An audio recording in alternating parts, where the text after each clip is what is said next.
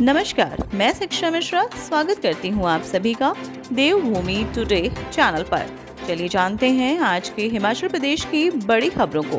लेकिन उससे पहले अगर आपने हमारे चैनल को अभी तक सब्सक्राइब नहीं किया है तो जरूर करें, साथ ही शेयर और लाइक भी करें। तो चलिए शुरू करते हैं खबरों का सिलसिला विस्तार से। ऊना में 36.8 डिग्री पहुंचा पारा, मैदानी जिलों में छूटने लगे पसीने, इस दिन से बारिश के आसार। हिमाचल प्रदेश में गर्मी बढ़ते ही मैदानी जिलों में पसीने छूटने के साथ पहाड़ भी तपना शुरू हो गए हैं। गुरुवार को ऊना में अधिकतम तापमान 36.8 डिग्री सेल्सियस दर्ज हुआ। सूबे के 12 क्षेत्रों में अधिकतम तापमान 30 डिग्री पार पहुंच गया। मौसम विज्ञान केंद्र शिमला ने शुक्रवार को भी मौसम साफ बने रहने का पूर्वानुमान जताया है। 15 से 17 अप्रैल तक कई जगह बारिश और अंधड़ चलने के आसार हैं। 17 अप्रैल को अंधड़ का येलो अलर्ट भी जारी हुआ है। DCGI ने हिमाचल की 10 दवा कंपनियों के उत्पादन पर लगाई रोक, जाने पूरा मामला। निम्न स्तर की दवाओं के निर्माण पर drug controller general of India ने 18 फार्मा कंपनियों के लाइसेंस निलंबित कर दिए हैं। इनमें हिमाचल की 10 कंपनियां भी शामिल हैं। हिमाचल में DCGI और ड्रग विभाग ने संयुक्त रूप से 33 कंपनियों में रिस्क बेड निरीक्षण किया था। जानकारी के अनुसार DCGI ने कुल 20 राज्यों के 76 कंपनियों को निरीक्षण किया। इनमें हिमाचल की 33, उत्तराखंड की 45 और मध्य प्रदेश की 23 कंपनियां शामिल हैं।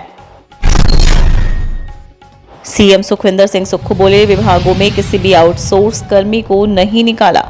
स्वास्थ्य विभाग में आउटसोर्स के तहत रखे गए किसी भी कर्मचारी को काम से नहीं निकाला गया है। विभागों में काम करने वाले या आउटसोर्स कर्मी पहले की तरह आकर अपना काम शुरू करें। मुख्यमंत्री सुक्खू ने सचिवालय में हिमाचल प्रदेश स्वास्थ्य आउटसोर्स कर्मचारी यूनियन से मुलाकात के बाद ये बात कही। यूनियन के अध्यक्ष कमलजीत डोगरा ने इस बात की पुष्टि की है। IGMC और DTU समेत पूरे प्रदेश भर में 1891 कर्मचारी सेवाएं देते हैं। इनमें staff nurse, data entry operator, चतुर्थ श्रेणी कर्मचारी के अलावा अन्य श्रेणी के कर्मी शामिल हैं। 31 मार्च को इनका अनुबंध खत्म होने के बाद कुछ जगहों पर कर्मचारियों ने काम छोड़ दिया या फिर कुछ को निकाल दिया गया। हिमाचल में एक और कोरोना संक्रमित की मौत, 440 नए पॉजिटिव मरीज। हिमाचल प्रदेश की राजधानी शिमला में गुरुवार को 43 वर्षीय कोरोना पॉजिटिव व्यक्ति की मौत हुई है, जबकि प्रदेश भर में 440 नए लोगों में कोरोना की पुष्टि हुई है। प्रदेश में सक्रिय मरीजों का आंकड़ा 2145 पहुंच गया। गुरुवार को स्वास्थ्य विभाग ने प्रदेश के अस्पतालों में 4958 लोगों के सैंपल लिए थे। 34 कोरोना मरीज अभी भी अस्पतालों में भर्ती हैं, जबकि 220 लोग ठीक हुए हैं। स्वास्थ्य विभाग का दावा है कि हिमाचल में कोरोना को लेकर पर्याप्त इंतजाम किए गए हैं। अस्पतालों में दवाइयां भेजी गई हैं। इसके अलावा मास्क और सैनिटाइजर की पर्याप्त व्यवस्था की गई है। जिला कांगड़ा में गुरुवार को 172, मंडी में 61, हमीरपुर में 51, शिमला में 36, बिलासपुर में 33, ऊना में 24, सिरमौर में 17, सोलन में 15, चंबा और कुल्लू में 13 और किन्नौर में 5 लोग कोरोना संक्रमित पाए गए हैं। चोरी करते पकड़े प्रवासी बच्चे, पंचायत ने सुनाया गांव छोड़ने का फरमान। हिमाचल प्रदेश के ऊना जिले में मुख्यालय के साथ लगते धमांदरी में दुकान से चोरी करते हुए 4 प्रवासी बच्चे पकड़े गए हैं। चोरी की घटना CCTV में कैद हो गई है। मामला पंचायत में पहुंचा तो बच्चों के परिजनों को 4-4 हजार रुपए जुर्माना लगाया गया। इसी के साथ पंचायत ने परिजनों को गाँव छोड़ने का फरमान भी सुनाया गया। गाँव धमांदर में एक आटा चक्की दुकान में बार बार नकदी चोरी हो रही थी। तंग होकर दुकानदार ने CCTV कैमरा लगा दिया और नकदी चोरी होने पर दुकानदार ने CCTV कैमरे की फुटेज जांची तो 4 प्रवासी बच्चे नकदी चुराते हुए नजर आए। मलबे में दबने से 2 मजदूरों की मौत, बसंतपुर में हुआ हादसा। हिमाचल प्रदेश की राजधानी शिमला से सटे बसंतपुर क्षेत्र में नोटी खड्ड में सड़क किनारे खुदाई के दौरान 2 मजदूरों की मलबे में दबने से मौत हो गई। दोनों मजदूर नेपाल के रहने वाले थे। सूत्रों के मुताबिक यह मजदूर यहां रेत निकालने के लिए अवैध रूप से खुदाई कर रहे थे। इसी दौरान मलबे में दब गए। ये घटना बीती रात की है। बताया जा रहा है कि गुरुवार को सुन्नी पुलिस थाना को इसकी सूचना मिली। इसके बाद पुलिस दल मौके पर पहुंचा और JCB की मशीन की मदद से मलबे को हटाया गया। देर शाम तक यह सर्च अभियान चला और 8 बजे के करीब मलबे से दोनों शवों को बाहर निकाला गया। शवों का पोस्टमार्टम शुक्रवार को करवाया जाएगा। फिलहाल दोनों की पहचान नहीं हो पाई है। इसके अलावा इनका कोई भी रिश्तेदार मौके पर नहीं पहुंचा था। फिलहाल पुलिस मामले की छानबीन कर रही है। KCC बैंक निदेशक से किडनी ट्रांसप्लांट के नाम पर 10 लाख की ठगी करने वाला दंपत्ति गिरफ्तार। किडनी की बीमारी से ग्रस्त KCC बैंक निदेशक से किडनी ट्रांसप्लांट के नाम पर 10 लाख रुपए की ठगी करने वाले आरोपी को उसकी पत्नी के साथ धर्मशाला पुलिस ने गिरफ्तार कर लिया।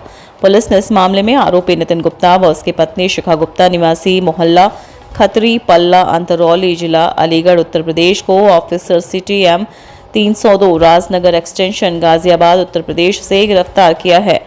आरोपियों ने पुलिस में पूछताछ में ठगी के आरोपों को स्वीकार करते हुए 10 लाख रुपए वापस कर दिए। नगर निगम चुनाव के लिए भाजपा प्रत्याशियों की दूसरी सूची जारी, 5 में फंसा पेच। नगर निगम शिमला के चुनाव के लिए भारतीय जनता पार्टी 5 और प्रत्याशियों के नाम तय कर दिए हैं। भाजपा ने बुधवार को पहले दिन के एक साथ 24 प्रत्याशियों के नाम तय कर सूची जारी की थी। भाजपा इसके साथ ही अब तक नगर निगम के 34 में से 29 वार्ड में प्रत्याशियों की घोषणा कर चुकी है। गुरुवार को जारी हुई दूसरी सूची में वार्ड नंबर 10 टूटी कंडी से ऋतु गौतम को मैदान में उतारा है। वहीं राम बाजार से सुनंदा करोल, जाखू से राजन अग्रवाल, पंथा घाटी से कुसुम ठाकुर और कानोल से ब्रजसूद को पार्टी के प्रत्याशी बनाया। एचपीयू ने यूजी की 16 परीक्षाओं की तिथियों में किया बदलाव। हिमाचल प्रदेश विश्वविद्यालय ने स्नातक डिग्री कोर्स के पूर्व में जारी परीक्षाओं के शेड्यूल में बदलाव किया है। विश्वविद्यालय ने स्नातक बीए, बीएससी, बीकॉम प्रथम, द्वितीय और तृतीय वर्ष की 16 परीक्षाओं की तिथियों में बदलाव किया है। इसकी अधिसूचना जारी कर विश्वविद्यालय की वेबसाइट पर विस्तृत जानकारी उपलब्ध करवाई गई है। परीक्षा नियंत्रक डॉक्टर JS नेगी ने जारी अधिसूचना में परीक्षा शेड्यूल में किए गए बदलाव के लिए कुछ परीक्षाओं की तिथियों के क्लैश होने और राजधानी शिमला में नगर निगम चुनाव को कारण बताया। प्रवक्ताओं के 530 पद भरने की मंजूरी, एटेक को माना जाएगा मंजिल, जाने बड़े फैसले। मुख्यमंत्री सुखविंदर सिंह सुक्खू की अध्यक्षता में गुरुवार को आयोजित की गई हिमाचल प्रदेश मंत्रिमंडल की बैठक में कई बड़े फैसले लिए गए। मंत्रिमंडल ने सीधी भर्ती के माध्यम से विभिन्न विषयों के प्रवक्ताओं के 530 पद भरने का निर्णय लिया। कैबिनेट ने ओपीएस को लागू करने का फैसला लिया है। पुरानी पेंशन स्कीम यानी ओपीएस को बहाल करेंगे।